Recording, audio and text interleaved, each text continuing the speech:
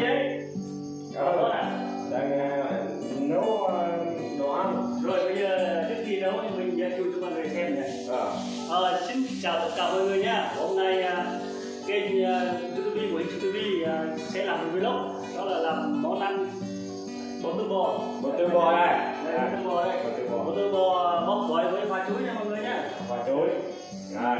Đây là hoa chuối nha. Đây chanh. Rồi đậu phụng nữa. Đậu phụng đây. Đây là đậu phụng nha mọi người nhá. Đây là đậu phụng này. Mọi người luôn theo dõi kênh YouTube nhá. Rồi đây là rau các loại nhá. Tí nữa là ok là mua bếp nhé mọi người nhá. Bữa là 500 cái của YouTube luôn. Tí nữa hôm nay chế biến. Rồi, muối bột ngọt. Muối bột ngọt đây có đầy đủ rồi. Bây giờ cái hành làm thôi. Rồi. Đây chào này rất dễ đâu. Bây giờ thái mỏng ra nhá. Rồi. Đây là thái nha mọi người nhá. Đây là mình thái mỏng mà ra mình bóc vỏ được nhá. Đây là bò này chiếu. Rồi anh làm thế nào ra? Rồi. Chỉ được cho thái nó nhỏ. Thái nhỏ để mình trôn. Mình thái thịt bò đây này. Để trôn với hoa chuối. Tí nữa là mọi người thức nhá. Mọi người thức cùng đi nhá. Đây ngon quá ngon luôn đấy. Đây Thái mỏng luôn. Thái mỏng thôi. Đấy. Đây thái mỏng và hoa chuối này. Đây To quá. Làm nhá. Rồi.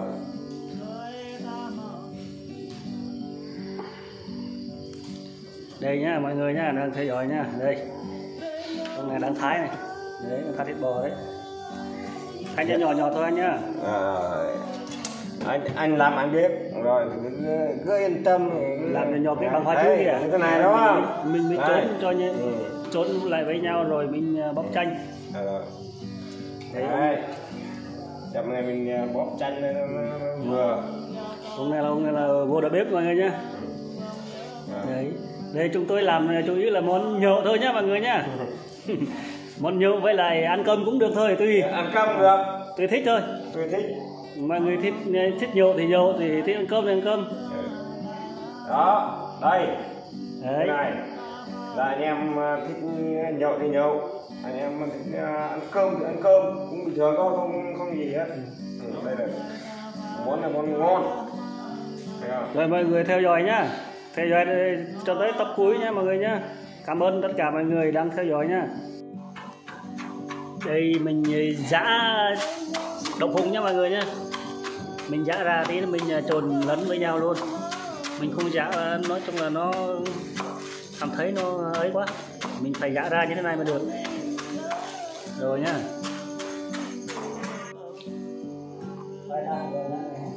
Rồi. Thái thịt xong rồi, bắt đầu là rau này. Thái rau. Bây giờ chuẩn bị ớt tỏi này mọi người nhé. Đấy. Ớt tỏi. Ớt tỏi xong rồi mình lên nước mắm mình đổ vào. Từ từ mình lên nước mắm nha.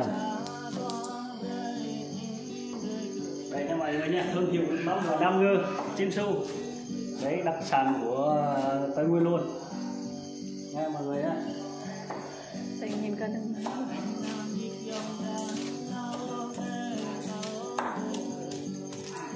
Đấy, đầy rau đây.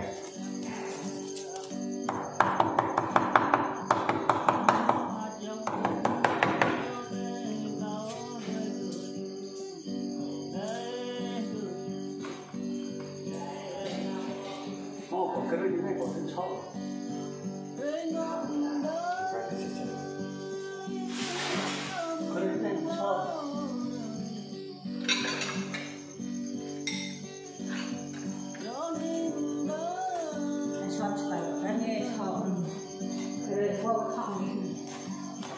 Đây nha mọi người nhá, ớt, hành, tỏi, còn đã giả sẵn rồi, có gừng nữa.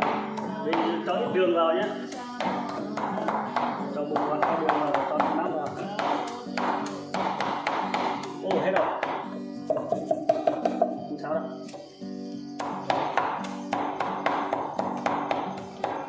Nước mắm vào.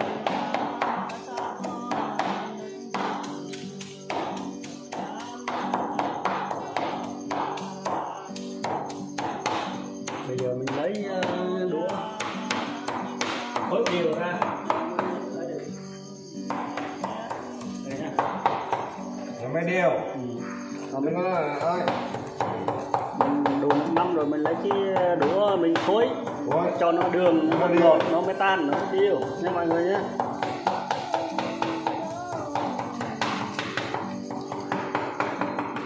Thôi nhá. Vừa rồi. Ngon. Vừa ngọt vừa mặn tí. Bây giờ mình thử, mình chưa bóc đâu mình thử luôn. Hôm nay giờ thèm quá rồi, thèm quá trời luôn. Đó, cứ tự nhiên. Thử. Tập trung, đúng không? Bây giờ mình kiếm cái gì mình bóc.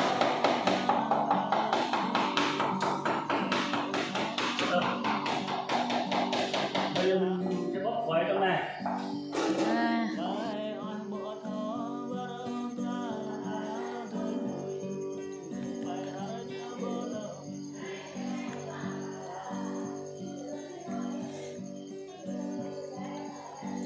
Đây chanh đó mọi người, chanh này bóp chua.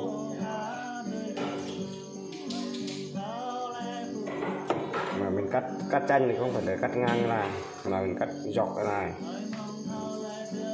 Đấy, cắt thế này. Vậy.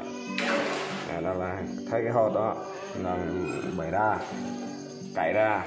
Đây không có hột, đây là có hột đây, rồi cạy này. Thế là mọi người làm chay như vậy, làm đồ ăn nó mới ngon. Rồi.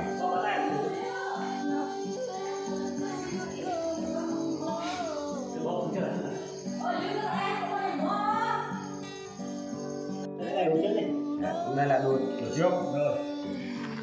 Xem là ông đầu bếp làm được không? Quá ngon.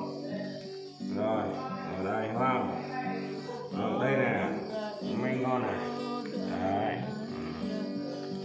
Mọi người theo dõi nha, tại ông vô đầu bếp nha. Đây là tem của Hình Chiếu TV.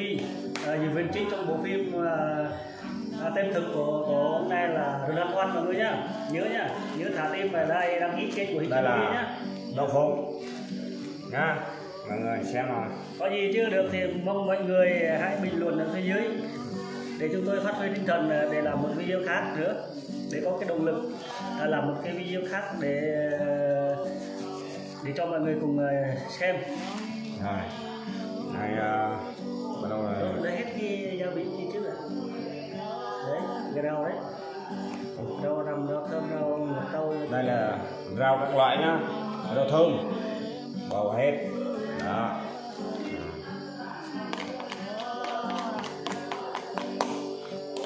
Rồi, nước mắm, Đầy đủ hết gia vị. đầy đủ hết, mắm, ớt, tỏi, hành rồi bột ngọt rồi hết đó. Được hết mua luôn đấy. Món bên này quả chuối là nhiều mà, sợ không đủ muối, không đủ chất mặn á. Chậm nào mình lấy thêm nước Bây mắm. giờ mình làm từng ngày trước đã. Mặn quá thì Rồi, khó mà làm lại. cái này tiếp theo là Tiếp theo chanh. chanh. Nè, anh em phụ hộ đây. Rồi. Bóp chanh nha mọi người nhá. Bóp chanh. Đó. Hạt này mình lấy ra nha, đắng đấy. Đấy. Không sao đâu. Khi mình thấy hạt nó rơi vào là mình lấy ra thôi. Không sao. Ăn thua rồi mà. Ô trời. Chưa trộn với nhau thấy thèm rồi. Lên miếng rồi. Quá. Chạy miếng nữa. Quá thèm. Ok luôn. Rồi lấy đồ con chuối đi. Đây vật hết Hết rồi. Chỉ là hết chanh là hết chanh. Chuối thì đưa bóp. Rồi. Rồi thật rơi xuống này. Ai mà không may là nhảy vào cái hạt chanh này là đắng nha mọi người nhé. Đắng. Đấy. Đắng lắm đấy. Giờ mình nhặt thật ra. Đó. Đây lấy cái hạt này này. Đây chọn là bốc ra đây, lấy ra đây. Đấy. Là thêm. Đấy. không, đây là thêm đậu phụng yếu quá, hết đậu phụng nó ít rồi, cho hết luôn. rồi bắt đầu trộn nhá. Mình đào đúng không? Đào Để đào bằng tay cũng được. bằng tay luôn hả? Đào bằng tay này, đào bằng tay nó nhanh đúng không? Không sao đâu. Tay sạch sẽ mà. Tay sạch mà. Không cầm nha mọi người nhá. Bởi vì mình làm bằng tay quá ngon nè, quá ngon ở đây này, quá ngon.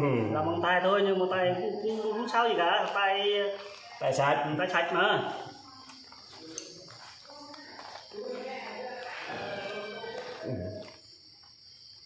Cẩn thận Thôi. Cẩn thận, từ từ mà làm. Đấy gọi là gỏi bắp tư bò với hoa chuối không lô. Đào cho. Rồi đẩy to quá. Không sao đâu, to thì càng tốt gì đâu mà. Ai mà gặp được các con kia là gặp to là càng tốt, đúng không? Ai gặp to thì ăn to, ai gặp nhỏ thì ăn nhỏ. Nêm thử nhá. Thử ném thử. Chặt muối cho nó vừa chưa? Vừa không? Thử đấy. Ném thử nhá. Vậy thế. Ném thử. Được chưa? Ui, quá ngon. Đào đi, đều. Đào được. Thôi, cầm đũa, đào bằng cho nó nhanh. Đào bằng tay cho nó nhanh. Nó đều, chứ không phải nhanh, cho nó đều. Đó, thấy không? Ngon quá, lấy chuối ra đây. Quá ngon. Bây giờ anh đem qua bên anh em bên đó thử nhá. Bóp thêm một miếng nữa. Chơi. Bây giờ mình dọn dẹp cái này đã. Rồi. Thôi nhá, mọi người theo dõi cho tới cùng nhá. Hôm nay ông vua đầu bếp sẽ mời tất cả anh em bên đó nhá. Anh em bên đó giờ đang nuôi uống rượu bên đó, giờ không có mua, chờ anh em làm cái vlog này xong anh em bên kia mới nhớ được. Bây giờ ông này đi dọn con kia, mình ở lại mình dọn dẹp hết cái này đã, rồi mình cũng đi vào đó mình cũng ăn luôn. Dọn dẹp hết cái này luôn đấy. Không, cầm cái điện đi trước rồi. Không được hết cái này luôn chứ rồi. Dặm nó đi sao? Không cầm hết cái này luôn, mình làm ăn cho nó hết, mời tất cả anh em kia luôn bạn đi. Rồi mình cũng đi luôn. Chào mọi người nhá. Ơi, xin chào tất cả mọi người nhá, cùng thưởng thức món gỏi chua bắp chuối với rau bò nhé mọi người nhé. Mời tất cả mọi người cùng ăn nhé. Rồi xin chào và hẹn gặp lại video khác.